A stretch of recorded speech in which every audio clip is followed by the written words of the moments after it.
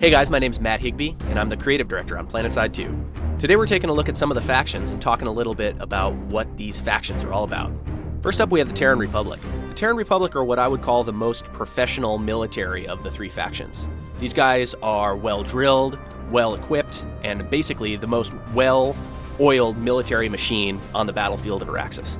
In terms of weaponry, the Terran Republic rely on pretty conventional weapons. Lots of bullets, lots of high explosives, but they don't use anything too experimental. For vehicles, the Terran Republic is all about speed. They want to basically get the fastest possible vehicles. The Terran Republic also believe in strength in numbers. A lot of their vehicles and a lot of their weapon systems require more players to operate them. But in general, they're just as effective as a one-on-one soldier as any of the other factions would be. The second of the three factions we're going to talk about are the New Conglomerate. Now, the New Conglomerate are sort of the insurgent rebel faction in Planetside 2. These guys basically use whatever they can get their hands on, from old mining equipment to experimental weaponry, and they really aren't going to say no to anything that works.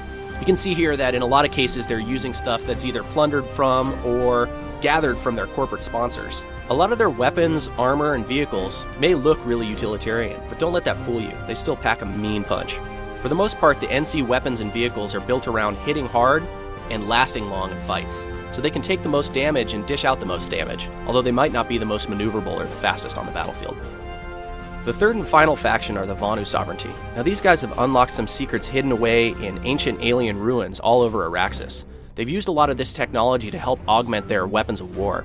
The main goal of the Vonu Sovereignty is to attempt to unlock more secrets from these ancient artifacts, and they consider anything that's getting in their way to be a threat. So while the battle between the NC and the TR is sort of more of an annoyance to them, they still feel the need to compete on the battlefields just to make sure that they can get access to all the technology that's hidden all over the planet.